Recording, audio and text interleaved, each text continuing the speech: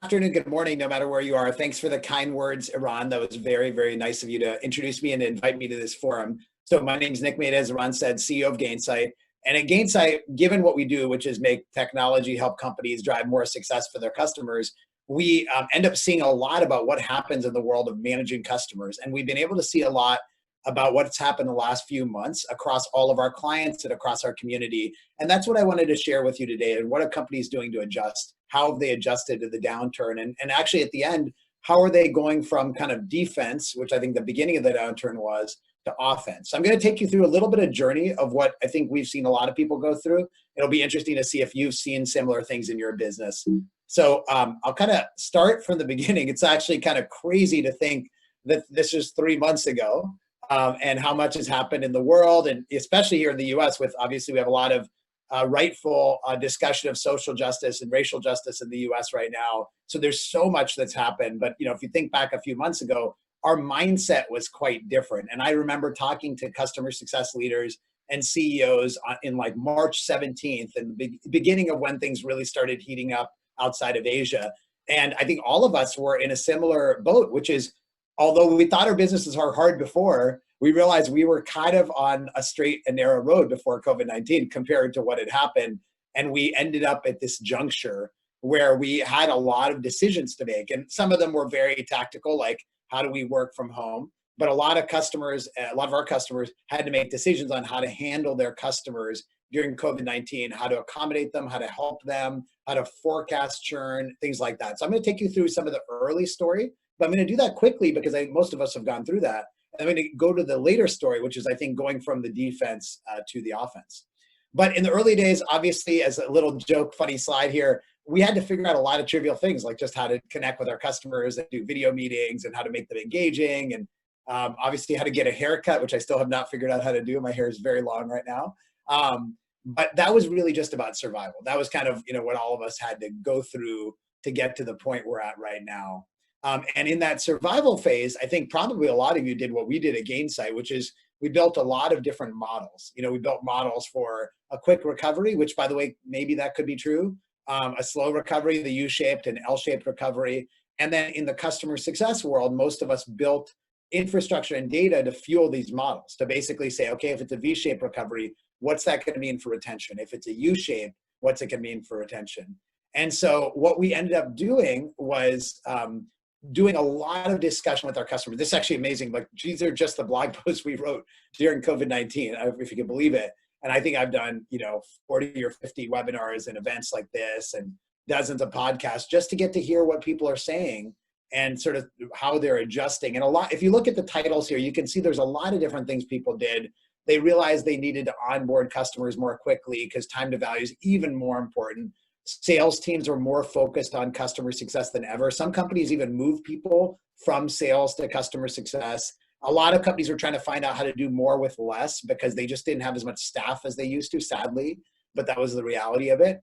Everyone had to figure out how to work in the virtual world, how to engage their customers in a virtual landscape.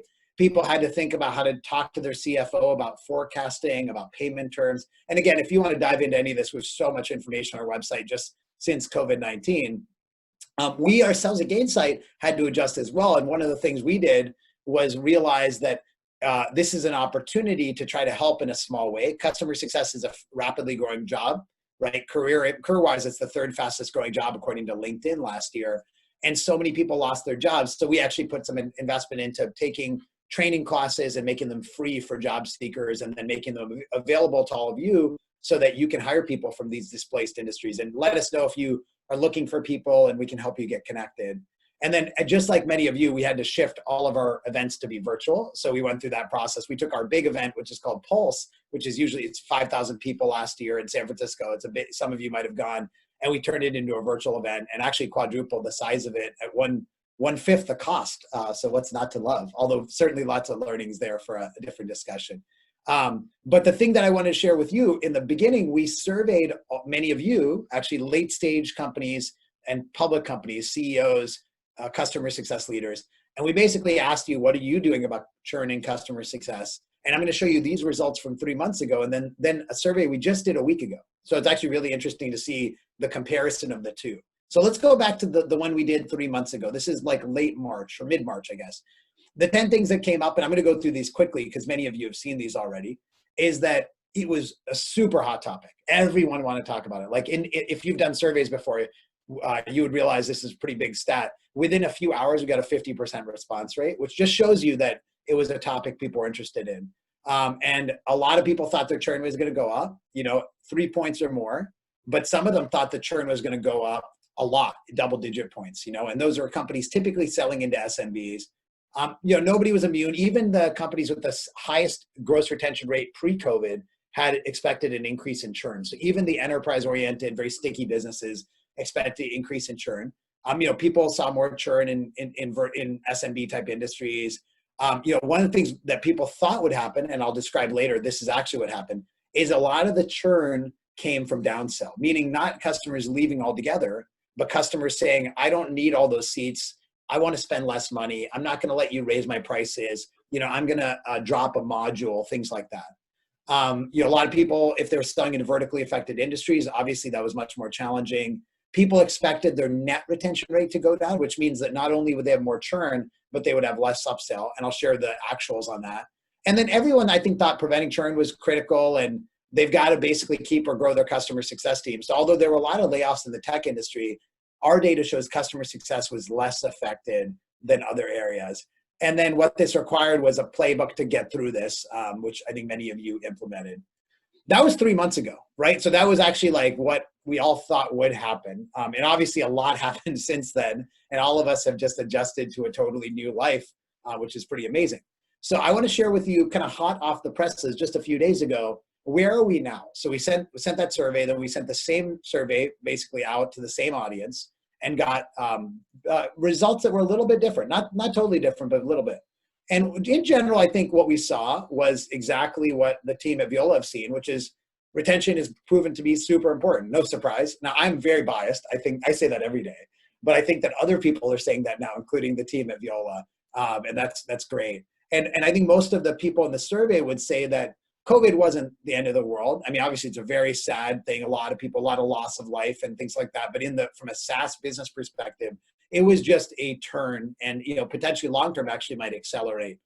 So what we found in the survey, if you had to give a theme to it, was companies are going from defense to offense, or going from surviving to trying to thrive. And they're trying to think about how to do that while still being a little worried that we could still have another downturn if there's a kind of return of the virus. The details are in our blog post, but I'm going to give you some of the summary things that we saw, the 6 kind of core things that we saw.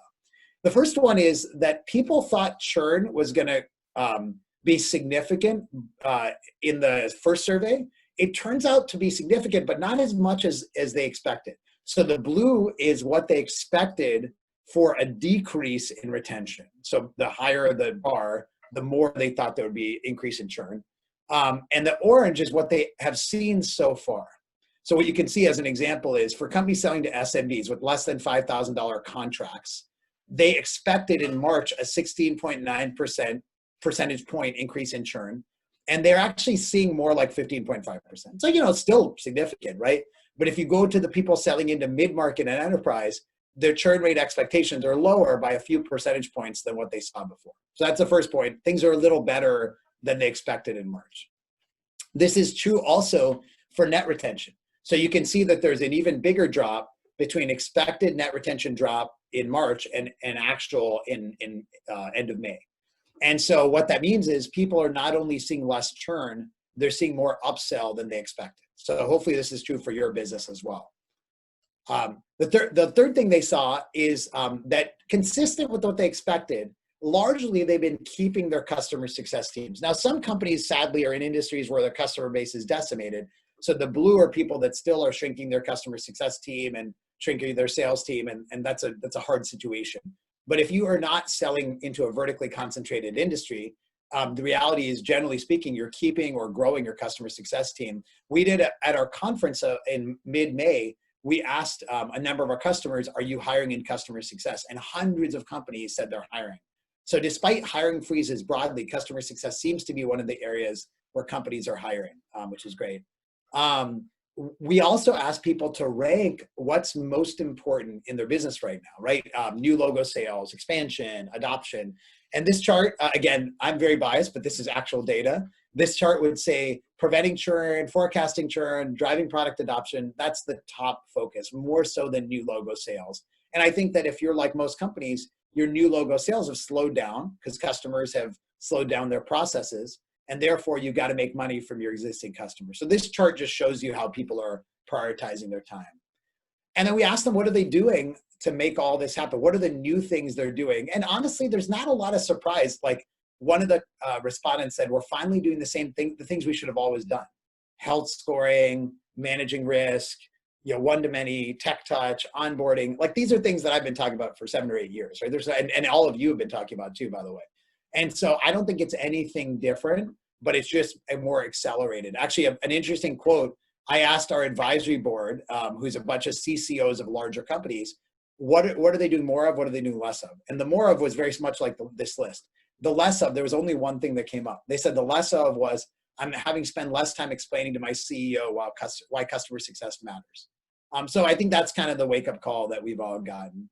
And then, some of the trends that we saw beyond that, one trend, which is a big trend in the customer success industry, is going from like risk management and satisfaction and adoption to really showing value, right? It's not about somebody logging into your product. It's about the business value. So there's a lot of investment in how do we understand the value we sold? How do we demonstrate that in a quarterly business review? How do we quantify that?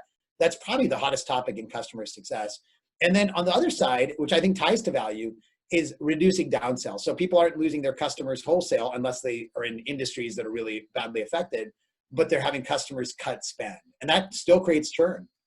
So that concept of customer success and sort of like basically making sure that we're driving more value and less downsell has really shown up throughout the industry. And so what that means for all of us, I think, is it's preaching to the choir. Our success and ability to thrive depends on customer success. I did an event with Credit Suisse, which is a big investment bank, and the research analyst who covers software invited me on to present to a bunch of public investors. And he summarized the whole discussion by saying, retention is the new growth. And I think that's a good way to summarize what we're all thinking about right now.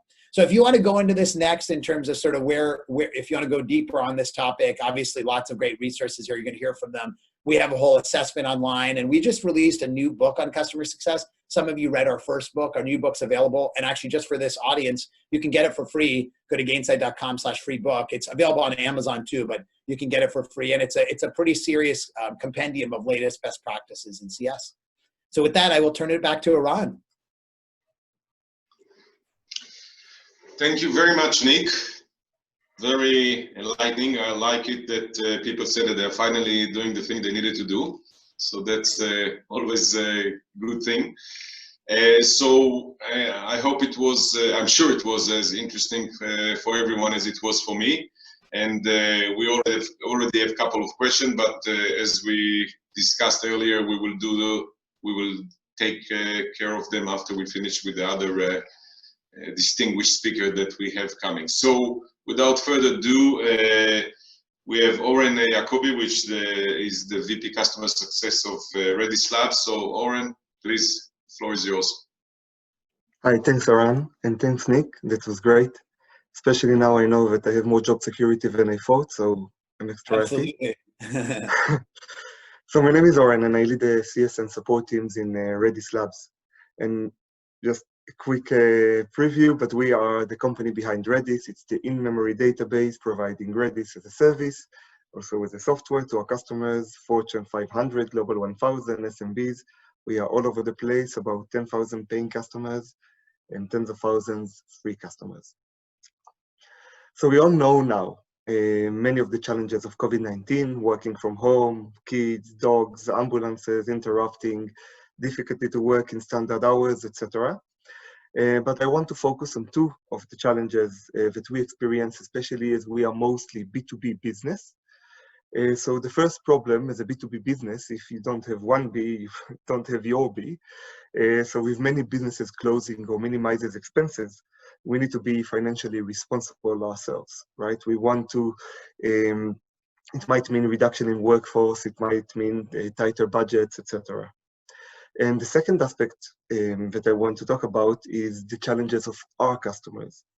We can't really support the success of customers going bankrupt, but we can definitely affect the success of the customers on the scale between booming, like gaming, for instance, and ones with minimal business, like travel. So with regards to minimizing our costs, COVID-19 has really accelerated the automation process. Two projects that we recently completed and that were accelerated by COVID-19 are automatic analysis of logs and proactive anomaly detection by Anodot. Both of them allows us to do our job more efficiently and reduces the time wasting tasks that for agents to a minimum.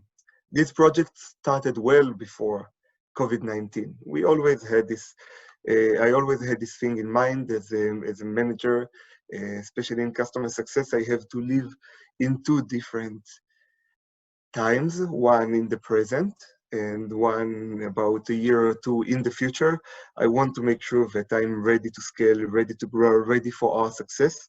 And I always want to make sure that I'm not in a year time or half a year time, I'm not doing the same thing that I'm doing today.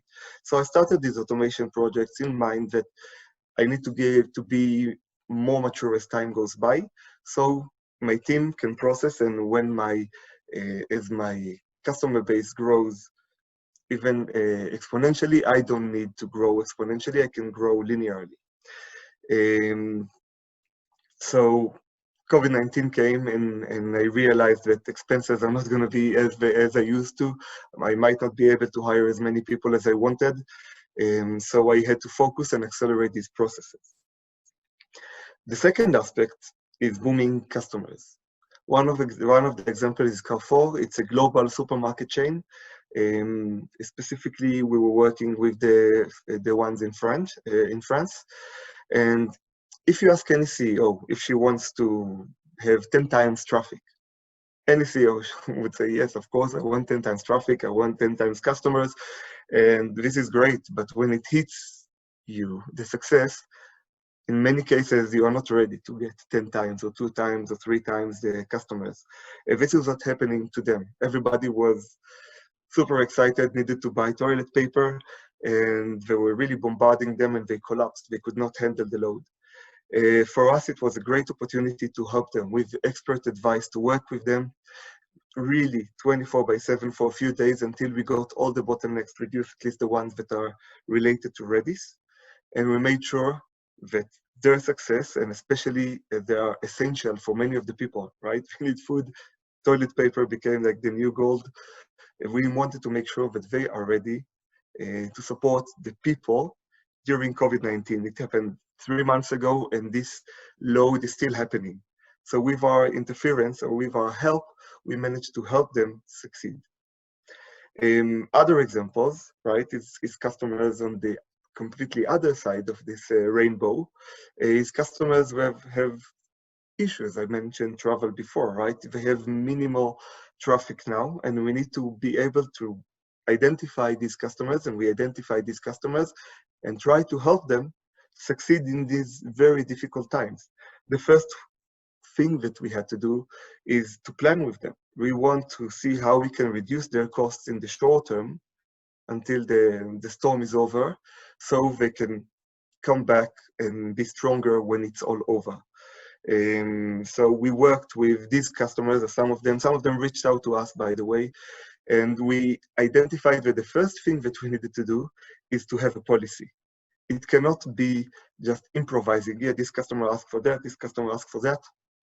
We had to have a policy, making sure that we know how to handle these customers and know the limits of what we can offer them to help them. So if they're asking for discounts, to postpone payments, etc., we needed to be able to accommodate that, and we needed to understand how. The second one, as I mentioned, is to plan with them. How do we, okay, now you don't need as many services as you needed a month ago when you had a lot of traffic. Let's see how we minimize now, keep the essentials, and when you're ready to grow back, we are in a great position to succeed. We can turn the switch on very, very quickly and start working again full or even more, depends on the industry. So the outcomes, of course, we all care about the outcomes. So by adding automations, our teams are able to scale, even under tight budgets. What I can do today is much more with the same amount of people than what I could do before. I am more proactive. I identify issues before they really happen. It means that I need to spend less time in support. Customers suffer less issues, even interruptions. I know better how to help them. So this is great. And also, especially, it helps the relationships with the customer. Successful customers, okay, got the expert advice that they needed, and we were there to support the success. Of course, this is building even more bridges and tightening the relationship with these customers. And of course, they are successful, we are successful. And struggling customers enjoy the proactive work, okay, on their budget. They save money, they are able to go through the storm, hopefully go through the storm and still be strong when it's all done, or they still survive. Really, the businesses now, it's all about survival in some cases. So they can still survive the storm in the next few months. And for us, other than having successful customers and doing our job, we are also able to predict the shrinks, the churn, etc. So we can understand our budget better. It's not like we are running on 100 and then dropping to 10% and completely random values. We understand our customers. We know what to expect from them. We know how to plan our budget as well. And it makes us stronger as well. So thank you very much.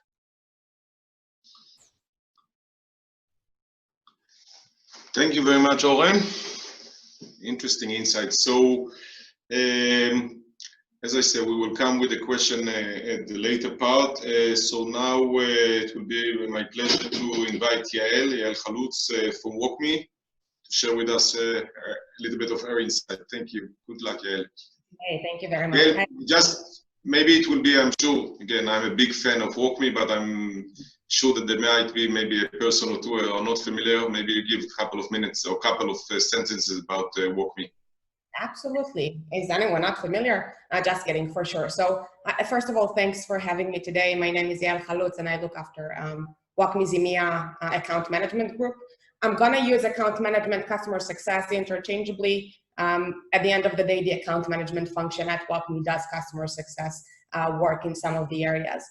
So for those of you who does not know Walkme, Walkme is a digital adoption platform, and we come to bridge the gap between human ability and technological potential by forcing technology to adapt to users, rather users adapting to technology. You know, employees today are overwhelmed. Some say that we have over 300 mission-critical applications and endless static noise around us. And on top of that, each employee brings their own, you know, digital IQ. Gartner call it digital dexterity. And that is almost impossible to succeed without considering the humans who need to adapt to new systems or change. So using technology at the end should be a way to overcome challenges and not the challenge itself. And this is the problem that Walkme comes to solve. I hope that resonates with some people in the crowd. So about our story, you know, during COVID, back in January, we were supposed to host our very first Walkme conference in the US, and last minute decided to cancel it because of COVID, again, mid-January. You know, the event moved to be online, ended up being a great success because more people could join us because it was remote. But, you know, coronavirus was not yet a thing in Europe back then. But we understood that something is changing, it's changing fast, and we need to react to that change quickly and support our customers, which are by far our most valuable asset. You know, Walkme, we consider ourselves to be a customer-centric company, and customer centricity is a core value for Walkme. And the overarching goal, and I want to relate to what Nick said at the beginning, how we moved from defense, right, from offense to defense mode. So, you know, with customer centricity being a core value for Walkme, our overarching goal as account management organization throughout these really unique times, were one, to be good business partners to our customers, be there with them during these times. And this is the relationship aspect of customer success that is so important. And number two, it was to boost the value that we generate for them and adjust to the changing needs, such as employee engagement and employee efficiency and productivity, and supporting remote workforces that really became a critical factor in business continuity planning. And the value piece is really the tangible value aspect that CS is all the time striving to deliver to customers. The ability to achieve these two goals very much relies, on cross-functional collaboration. It's not a customer success only effort. It starts with market analysis that the marketing team was doing, and then move to product and R&D to assess, product enhancements that are required, and then continues with the customer-facing team, account management, customer success, and also sales to get in front of the customers and execute on our strategy. And back to the goal that I've mentioned, we've had two. One is how can we become better business partners to our customers? And the approach we took is to allow our customers free access to billable features, which we believe that will have significant impact on their business productivity. We gave free licenses to a product we call Workstation, which you can imagine it as like a super notification center that can allow streamlined communication all the time with all employees directly from the desktop, something very powerful when everyone is working from home. And the strategy for account management, customer success, was to proactively reach out to all the customers with very, very clear messaging about the use case of this product and the value that it can drive to the businesses. And also to remove any concerns about implementation, like mentioned before, right? Service package hours and professional services spend. We gave all our customers a free professional services hours package to make sure that integration goes smooth and they can quickly realize the value of that product that we honestly believe will do great to their business in the time of COVID. The second point that I've mentioned was really value, right? How do we deliver value and how do we do it fast? So we have released a new subset of the product. Again, a lot of product enhancement during this period of time, but we released a new subset of the product that shortens the time to go live in over 50%, by the way, for some of the customers. And this is due to the functionality that allows customers to deploy vanilla content on commonly used applications. Relating to what Nick said before, we wanted to boost the time or fasten the time to value realization point to ensure that stickiness happens and happens earlier on. And the rationale behind all of that was that customers that only started with Walkme and now priorities have been shuffled because of COVID will still be able to get great results with lesser time investment on their end. So I think that, the key takeaways for CS leaders that can be taken from Walkme's approach to COVID were, one, this is a team effort and it's hard to do it alone. Customer centricity is really a company-wide philosophy and starts from the top all the way to the bottom and across, all business units. And second is that at all times, and more significantly now in financial crunch time, customers look for solid partnerships and tangible value. And this is what we were focusing on doing. And I just want to wrap up, the Walkme story with one quote from a customer, and I'm going to read it. It's a medical consultation platform out of France. And they send us this very, very nice email saying that thousands of doctors are successfully guided to complete a video consultation without any prior training. They help everyone stay home while staying protected. It matters a lot that you guys have gave us your highest priority in these times. Lives were saved with the additional data integration and quick guidance we're now able to provide our customers across our platform. So, not only that we have great technology, we are also saving lives. So it's really great experience overall. Thank you very much. Thank you very much, Yael. And it's great to hear, as you say, that you're not only selling product, but you're also saving lives. That's always a good cause. Again, thank you very much. Very interesting to hear what you guys at Walkme are doing. And last but not least, Uri from SimilarWeb. So please go ahead. Thank you, Eran. I appreciate it. Good afternoon, everybody. To those of you on my time zone or close to it, to those of you in the US who joined We really do appreciate your time. My name is Schneider. I'm the VP of Global Insight Sales at SimilarWeb. I've been with the business for about 5.5 years, and to share a bit about what we do for those of you who don't know, SimilarWeb is the global leader in market intelligence data. So to give you a quick analogy for those of you who aren't totally familiar, everybody understands the type of data that you can get access to with solutions like Google Analytics for your own website.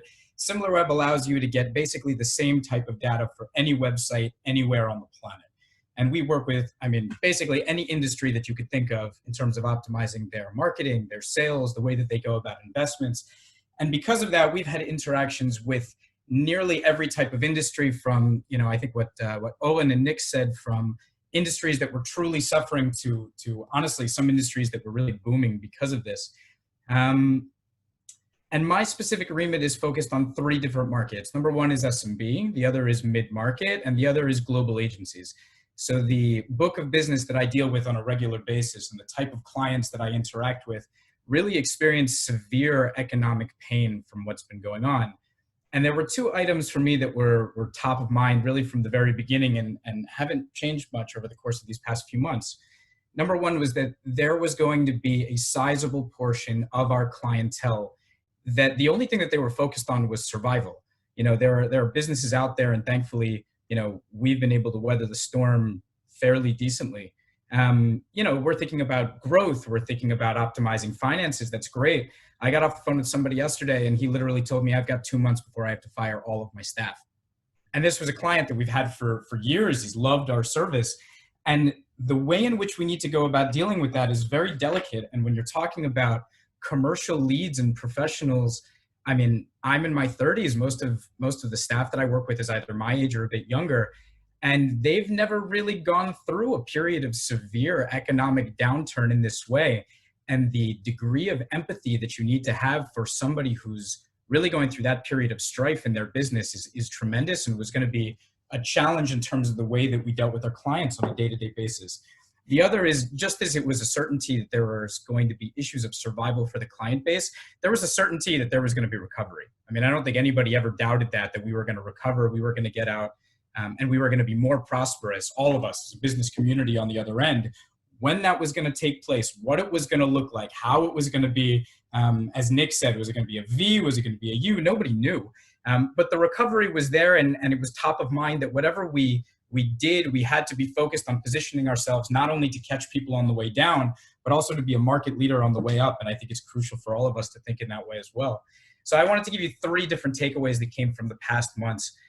Number 1 is, I believe Owen mentioned this, the structure that we go about relative to commercial negotiations from our reps is that everybody has a degree of flexibility, but when we're talking about significant flexibility, most of that had to go through an approval process, which I think is very standard, whether it was through me or my boss or through finance. One thing that we did immediately was that we, relatively speaking, took off the handcuffs. Not all the way, but we were responsible in terms of the degree to which we empowered our reps. And that immediately enabled them to feel greater degrees of control over conversations they weren't used to dealing with. So not only did it solve a business issue, which is that of the numerous accounts that were coming to us, asking us for discounts and pauses, and all of those would have had to have gotten escalated throughout the entire chain of the business, 90% of them were able to be handled specifically by our account leads, which was tremendous. Last but not least, though, is that it enabled them to be empathetic. It allowed them to be able to communicate on a human level with their clients, because they were able to come to that solution on their own. They could build that compromise all by themselves. And listening to calls over the course of the past month, I feel so good about the progress that most of the team has made, specifically because of how we've been able to empower them, which I think is going to be a learning for us going forward. Yael mentioned my next point, which is that there are significant features and functionality that most of you have within your product that are going to significantly drive the bottom line. Most of them are premium features. If you're talking to smaller customers, there's a good chance most of them don't even know what exists, how it could work, how it could benefit them, et cetera. And for us, we took advantage of this opportunity to really unlock a lot of those features and functionality because we knew they were going to help them drive the bottom line. And I think one of the coolest use cases with SimilarWeb is in our country filtering. I mean, basically with every country filter that you get access to with SimilarWeb, there's an economic impact on your package. We feel that you're investing in another market, and therefore that's a commercial aspect of our license. And one thing that we noticed very quickly was that every market was dealing with the COVID lockdown significantly different. And so I had a client who theoretically was working digitally, who was selling into England and Israel and then multiple states in the US. So one of the things that we did is we proactively just unlocked our country filters, and we worked with our clients to be able to pivot from market to market depending on the way in which those economies individually opened, so that they could really take advantage of the full breadth of economic opportunity that existed not only in the markets that they previously allocated budget to, but basically anybody in the world where they deemed that they had an economic opportunity to be successful. And I think last but not least, and this is something again Yael touched on, so it's the, I think the nice part about going last was it confirmed that these actually were things that were working for all of us, is to position yourself for success. And when we took a look at a lot of these add-ons to those packages, we really took a look at their full term. And we said that I want to be able to give you access to this specific feature and functionality for a significant part of your plan, totally free of charge, but that free trial was going to end at a period to which it was going to be very likely that, assuming the market came back online, there would be opportunities where you would be able to say yes to either an early renewal or even to an upsell. So we were increasing our likelihood of conversion. We were educating them in a passive way. We weren't being salesy in a period where people had no desire to be salesy. And at the end of the day, we were driving the bottom line, and we were living by, the vision of what we wanted to be. Everything was a win-win-win. So I think that these three things really did us well. And last but not least, again, something Nick said, which is amazing, which is that a lot of us have just realized that the things that we knew we were supposed to be doing all along just became that much more important. COVID, I think any period of difficulty is going to shine a light on all of those things in your business and your life that are theoretically weak spots. And then this period is going to give you an opportunity to exponentially improve that which wasn't necessarily going the way you wanted to before. And I think for us, really the focus was taking a look at those aspects of the business that we knew were going to pay dividends well after COVID. And now is the time to double down. Because if we could fix it right now in this period of difficulty, we would have exponential payoff over time. And at the end of the day, focusing our time on those long-term investments were for us decisions that continue to reap a lot of benefits. Okay, I think that's my cue. So with that, just wanted to say thank you very much for the time and for listening. And I think we're going to move to the Q&A now. Okay, thank you very much. So as the time is going always fast, so I would like to ask one question, and feel free from the speaker to speak, and then we maybe give Nick, as it's always so interesting to hear him, so to wrap it up. But one, I think, important question that came, I chose one, is that if you see, because I think all companies are selling in different verticals, yeah, all three of you are selling to different verticals, such as healthcare, travel, finance. Did you see throughout this period any different phenomena or different KPIs in those industries or in different industries, and did you take any different measure around those, or you treat everyone the same thing? So Yael, why won't you start? If you have any, you spoke about the healthcare, so maybe you can speak about other verticals. Yeah, for sure. So I think that what we identified is the, we like to think that we have bottom line impact on the balance sheets of companies, right? And those things have changed during COVID, and different companies now have different corporate goals they want to achieve. So I wouldn't say that it's as specific as industry for Walkme, but it's as specific as business case that they purchased Walkme for. And we wanted to really narrow down our value proposition and the way we measure the impact for the different business cases or use cases. So the answer overall is yes. And we worked very closely with the customers, especially the sponsors on their side, to assess and ensure that we know what that bottom line impact on their balance sheet is going to look like, and make sure that we are able to track that from the Walkme side. So the answer is yes. Excellent. So I think I will thank you, Yael, Uri, and Oren. Nick will give you the stage to some words of wisdom. Yeah, absolutely. Well, first, Roy Silverman wants a Gainsight jersey. I'll have to track down one of those for you, Roy. Thank you.